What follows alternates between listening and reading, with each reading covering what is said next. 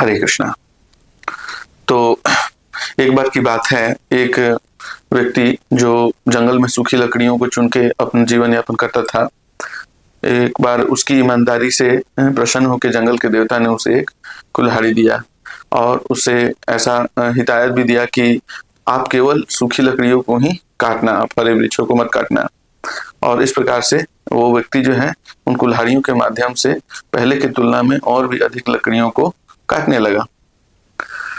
फिर ऐसा करीब 1-2 महीने गुजर जाने के बाद उसने अचानक नोटिस किया कि शुरुआती के दिनों में वो जितना मेहनत करता था अभी भी वो उतना ही मेहनत कर रहा है, लेकिन प्रारंभ में जितना वो बाजार से धन इकट्ठा करता था लकड़ियों को बेच के, अभी उसका धन जो है वो आधे से भी कम हो गया है और लकड़ियां भी जो है वो पहले से कम अब वो इकट्ठी कर पा रहा है। तो इस तरह से वो बैठ के बहुत ही चिंतित था, सोच रहा था कि कुल्हाड़ी भी वही है, मैं मेहनत भी वही व्यक्ति कर रहा हूँ, ऐसा क्या हो गया है कि जो है मैं पहले से अब धन जो है वो कम इकट्ठा कर पा रहा हूँ। तो इस तरह से वो सोच रहा था कि उधर से एक साधु पुरुष गुजरे और उनको चिंतित देखकर उनके पास रुक गए और उनसे उन्होंने पूछा कि तुम चिंतित दिखाई दे रहे हो, मैं तुम्हारी कोई मदद कर सकता हूँ क्या? और इस प्रकार से उन्होंने सारी बात बतलाई उन साधु पुरुष को कि कैसे कैसे क्या हुआ। तो वो साधु पुरुष सारी बात को समझ गए और उन्होंने बोला कि तुम मुझे वो कुल्हाड़ी दिखलाओ।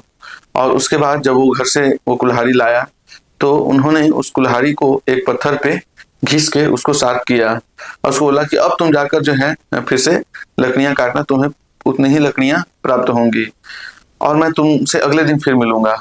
और इस प्रकार से वो साधु अगले दिन फिर उनसे मिलने आए और उनसे पूछे कि कल तुम्हारी आमदनी कैसी रही? उन्होंने बोला कि कल मैं फिर से जो है वो प्रारंभिक दिनों में जितना कमाया करता था उतनी आमदनी मैंने बना ली। तो उन्होंने बोला कि तुम्हें पता चला कि ऐसा क्यों हुआ?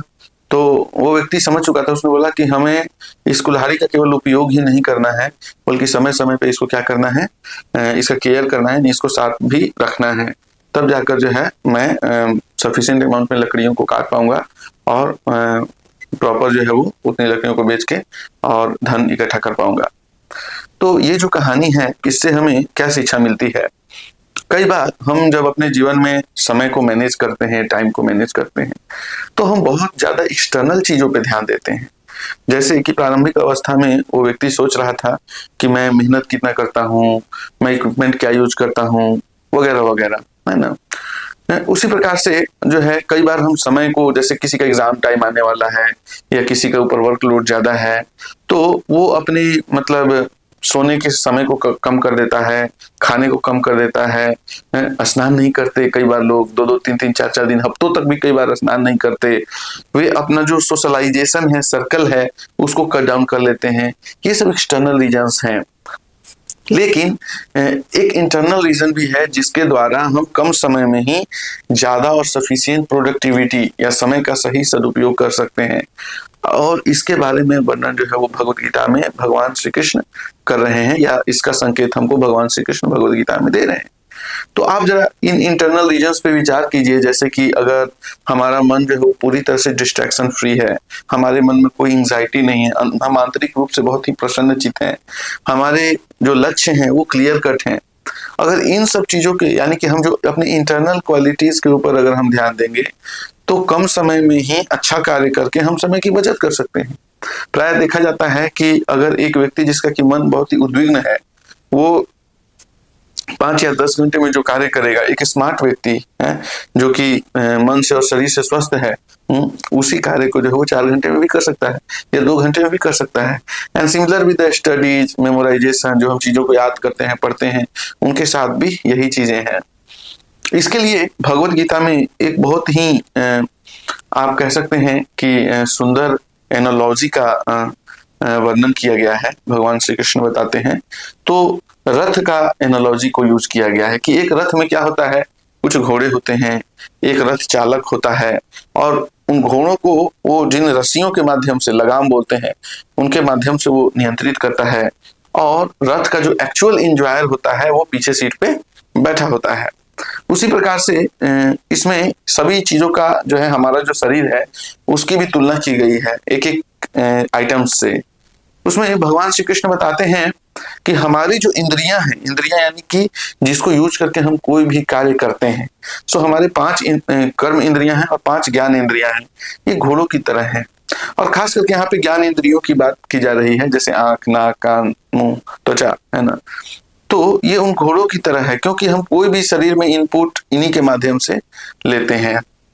अब आप मान लीजिए कि आप किसी रथ पे बैठे हो और आपके घोड़े आपके कंट्रोल में नहीं हो, तो आप जहां जाना चाहते हैं आप जा पाएंगे क्या? उसी प्रकार से आप कितना भी टाइम मैनेजमेंट के बारे में सीख लें, अगर हम अपने शरीर के खुद शरीर के जो हमारे जो इक्विपमेंट्स हैं, जैसे आंख, नाक, कान हैं, इन सब चीजों को अगर हम अपने नियंत्रण में नहीं रखेंगे, अपने कंट्रोल में नहीं रखेंगे, तो आप कोई भी कार्य सही तरीके से कर सकते हैं क्या? नहीं कर सकते हैं। तो इंद्रियों की तुलना घोड़ों से की गई है, और जो मन की तुलना की गई है वो लगाम से की गई है। लगाम कैसा? जैसे मान लीजिए कि ठीक है, घोड़े जो हैं वो तो कंट्रोल में है, लेकिन उसका लगाम हमारे ऊपर नहीं है। तो अगर कभी भी घोड़ा अनकंट्रोल्ड होता है और लगाम आप नहीं रखे हो, तो आप उसको कैसे कंट्रोल करोगे? यानी कि वो जो लगाम है उसकी तुलना मन से की गई है, उसका नियंत्रण भी हमारे हाथ में होना चाहिए। और वो जो ड्राइवर है उसकी तुलना बुद्धि से की गई है। सो ड्राइवर की तुलना बुद्धि से की गई है, और आप देखेंगे कि लगाम को जो है वो ड्राइवर ही नियंत्रित करता है। तो उसी प्रकार से ये जो मन है इसको जब नियंत्रित करना है, जैसे मान लीजिए कि किसी व्यक्ति का एग्जाम है और उसको जो है अपना मन फोकस करना है स्टडीज पे, या कोई व्यक्ति हो सकता है कि अगले साल उसका एग्जाम है, लेकिन वो योजना बनाता है कि नहीं, मैं प्रतिदिन इतना इतना इतना पढ़ूंगा ताकि अंतिम समय मेरे को एंजाइटी ना आए। और जब उसका मन उसको पढ़ने से भटकाता है, तो उसके बुद्धि के पास वो लगाम होनी चाहिए, यानी कि मन का नियंत्रण होना चाहिए, जिससे कि वो अपने मन को कंट्रोल कर सके। और वो जो बुद्धि है, वो बुद्धि यानी कि जो ड्राइवर है, वो ड्राइवर आपका आदमी होना चाहिए। आपका आदमी मतलब वो आपकी बात सुननी चाहिए, है कि नहीं? जैसे हो सकता है आप किसी गाड़ी में बैठे हो या रथ में ही बैठे हो, और आपको जाना है दिल्ली, और ड्राइवर बोल रहा है नहीं, मैं तो आपको जो है ले जाऊंगा मथुरा, तो आप जो है सही जगह पे नहीं पहुंच पाएंगे। या आप जो है, कहने का मतलब कि वो अगर आपकी बात ही नहीं मानता हो, तो आपको सही डेस्टिनेशन नहीं ले जा सकता है। उसी प्रकार से इसको आप व्यवहारिक जीवन में ऐसा समझ सकते हैं कि मान लीजिए कि मेरा लक्ष्य है कि मैं देश की सेवा करूं या परिवार की सेवा करूं, एक अच्छा आदमी बनूं, या छोड़िए मेरा लक्ष्य है कि मैं बहुत पैसे कमाऊं, तो उसके लिए जो है मैं बहुत अच्छी पढ़ाई करूं या अपने काम धंधे में मन लगाऊं। लेकिन जो हमारा बुद्धि है वो हमेशा हमको ये सलाह देता है कि चलो थोड़ा पीवीआर में मूवी देख लेते हैं, थोड़ा और इंजॉयमेंट कर लेते हैं, थोड़ा ये कर लेते हैं, थोड़ा वो कर लेते हैं। तो ऐसी सलाह के साथ तो हम अपने लक्ष्य को कभी नहीं हासिल कर पाएंगे। आप देखेंगे कि कई बार डॉक्टर जो है किसी पेशेंट को सलाह देता है कि आप ये चीजें मत खाना, और उस व्यक्ति का मन नियंत्रित नहीं होने के कारण वो वही चीजें खाता है, और उसका बुद्धि भी उसको सही सलाह नहीं दे पाता है कि देखो ये चीज मना है, तुमको नहीं खाना चाहिए। बोला चलो एक बार खा लेने से क्या होगा। तो इस तरह से हमें समझना होगा कि हमारा जो शरीर है इसकी तुलना भी एक रथ से या एक गाड़ी से की गई है। गाड़ी में आप बैठे हुए हो, जो कि हम आत्मा है, बैठे हुए हैं, और जो ड्राइवर है वो बुद्धि है, और वो जो स्टीयरिंग है या जो लगाम है वो क्या है? वो मन है। और जो चक्के हैं या जो घोड़े हैं वो क्या है? इंद्रियां हैं। और ये सब प्रॉपर अलाइनमेंट में होने चाहिए। इस चीज को लेकर अर्जुन प्रश्न भी पूछते हैं, अथ केन प्रयुक्तोऽयं पापम चरति पुरुषः अनिच्छन् अपि वासनेय बलात् इव नियोजितः। तो इसको भगवान बहुत सुंदर तरीके से व्याख्या करते हैं, लेकिन ये हमारा आज का चर्चा का विषय नहीं है। लेकिन इसमें अर्जुन यही पूछ रहे हैं कि हम न चाहते हुए भी जीवन में ऐसे कार्य करते हैं जो कि हमें नहीं करने चाहिए। हमारी इच्छा भी शुद्ध रहती है कि नहीं, हम अच्छा व्यक्ति बनेंगे, अच्छे कार्य करेंगे, लेकिन फिर भी हम बाध्य होकर ऐसा करते हैं। ऐसा क्यों होता है? और भगवान बोलते हैं कि ऐसा इसलिए होता है, काम ऐसा क्रोध ऐसा रजोगुण समुद्भव, कि ऐसा इसलिए होता है कि हमारे अंदर काम, क्रोध, इस प्रकार की चीजें आंतरिक रूप से विद्यमान है। तो हमें ये समझना होगा कि आधुनिक विज्ञान जो है इन चीजों को नहीं बताता। आधुनिक शिक्षा में हमें इसके बारे में जो है जानने को नहीं मिलता कि इस ग्रॉस बॉडी के अलावा कुछ सूक्ष्म चीजें भी हैं, जैसे मन, बुद्धि, अहंकार, और ये सब चीजें अगर शुद्ध नहीं है तो हमारे अंदर कई तरह के दुर्गुण उपस्थित हो सकते हैं, काम, क्रोध, लोभ, मोह, मद, मत्सर्य, और ये हमारे जीवन के लक्ष्य को कभी हमको पाने नहीं देंगे, और हमारे जीवन के लक्ष्य को हासिल करने में हमेशा जो है एक ऑब्स्टेकल की तरह कार्य करते हैं। काम का मतलब होता है उनका वैसी इच्छाओं को डेवलप करना या वैसी इच्छाओं को विकसित करना जिसका आपके जीवन के लक्ष्य से कोई लेना देना नहीं है।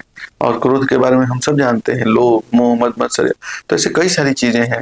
अगर हम शास्त्रों का अध्ययन करते हैं या आध्यात्मिक चीजों के बारे में प्रॉपर शिक्षा ग्रहण करते हैं तो हमें इन सब चीजों के बारे में पता चलता है, और तब फिर हम आसानी से जो है वो हम अपने आंतरिक जो है आप कह सकते हैं कि इंटरनल जो कंपोनेंट्स है टाइम मैनेजमेंट का, उसके ऊपर कार्य कर सकते हैं और प्रसन्नचित्त होकर बहुत कम समय में बहुत अच्छा रिजल्ट ला सकते हैं। हरे कृष्णा।